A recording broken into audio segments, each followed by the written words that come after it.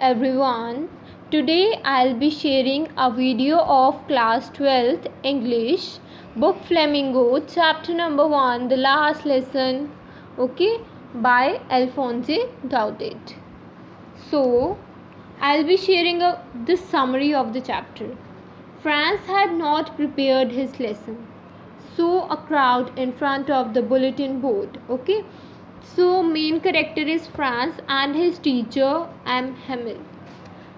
The main character Franz was late for school and dared a scolding from his teacher M. Hamel, who was to question them that day on subject of participles. Franz had not learned his lesson. It was a bright day and he felt tempted to stay back and enjoy the day, but somehow he resisted the temptation to do so. While he was passing the town hall, he saw a crowd in front of the bulletin board. Since a war was on, all the bad news was displayed on that board. It means जो friends था उस दिन वो डर रहा था school जाने के लिए, और एक बात तो ये थी कि वो पहले ही लेट हो चुका था और उसे डर था कि उसके टीचर उसको डांटेंगे जब वो स्कूल जाएगा। और सेकंड थिंग जो थी, उनका टेस्ट था पार्टिसिपल्स का, और जिसके लिए वो प्रिपेयर्ड ही नहीं था बिल्कुल भी। उस दिन एक ब्राइट डे था, बहुत अच्छा सुंदर सा, तो उसने सोचा कि मैं रुक के एंजॉय करता हूँ और स्कूल नहीं जाता आज मैं। But somehow he resisted the temptation to do so. But फिर उसने एक बार सोचा कि नहीं, मुझे ऐसे नहीं करना चाहिए। तो जब वो जा रहा था टाउन हॉल से, तो वहाँ पे उसने देखा जो बुलेटिन बोर्ड लगा हुआ था वहाँ पे टाउन हॉल में, वहाँ पे काफ़ी ज़्यादा क्राउड हो रहा था, मतलब कि भीड़ इकट्ठी हुई थी। और जो वहाँ पे बुलेटिन बोर्ड होता था उस पर मोस्टली अगर कुछ लिखा होता था तो बैड न्यूज़ ही होती थी, कुछ ना कुछ। तो उसने वो वहाँ पे उसको लगा कि कोई वॉर वगैरह होने वाला और कोई बैड न्यूज़ है, तभी इसी वजह से बुलेटिन बोर्ड के पास काफ़ी ज़्यादा भीड़ इकट्ठी हो रही है, okay. Friends surprised at M Hamel's strange behaviour. When friends reach school, जब वो स्कूल पहुँचा, he was very surprised as the terrible silence that surrounded the school. वो बहुत सरप्राइज़ हुआ ये देख के कि बहुत शांति हो रही थी स्कूल में। It seemed more like a Sunday then a working day. उसको ऐसे लग रहा था कि जैसे संडे हो, कोई वर्किंग डे ना हो।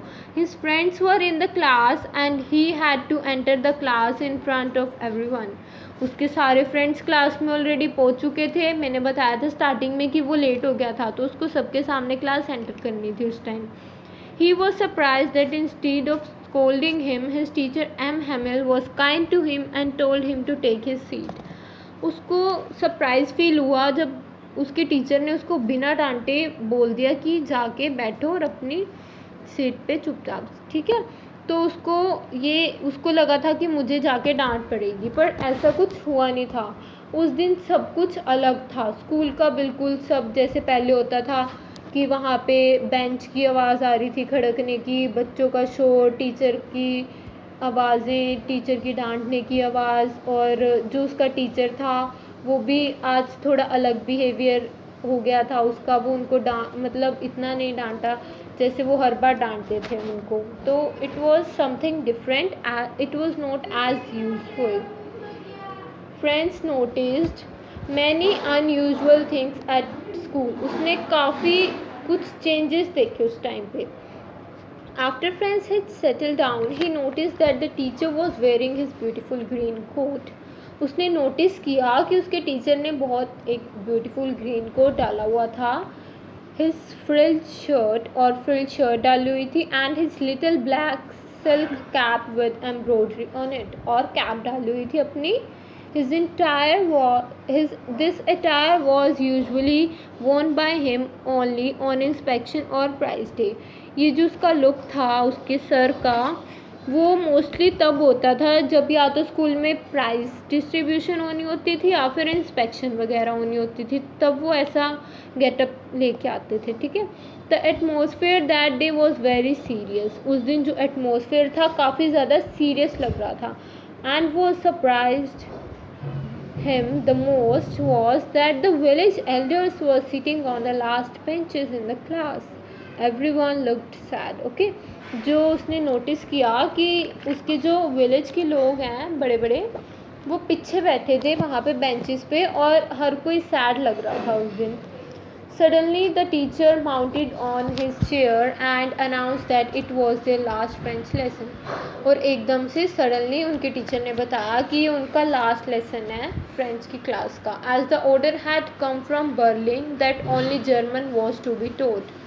जैसे कि की ऑर्डर आया था बर्लिन से कि सिर्फ जर्मन ही पढ़ाई जाएगी अब. Was to be taught in the school of Elkage and Lawrence.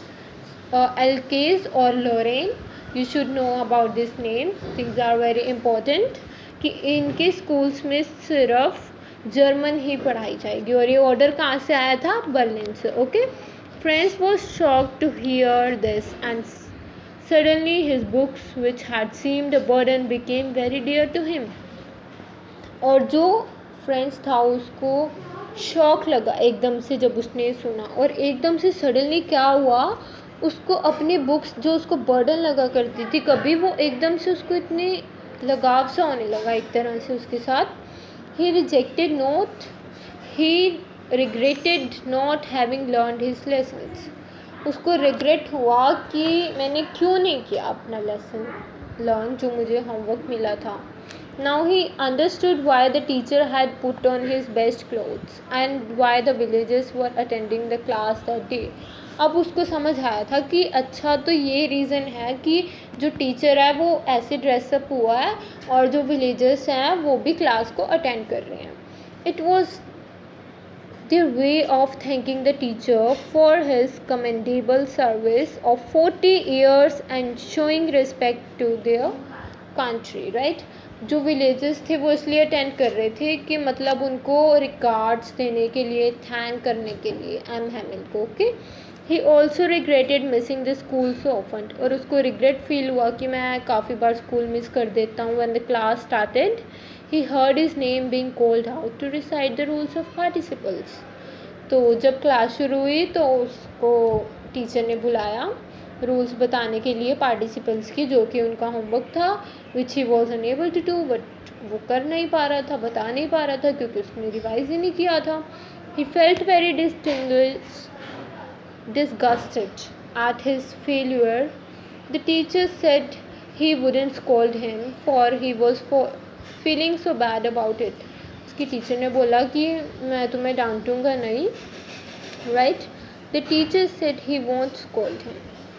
He further said that they would be ridiculed by people for calling themselves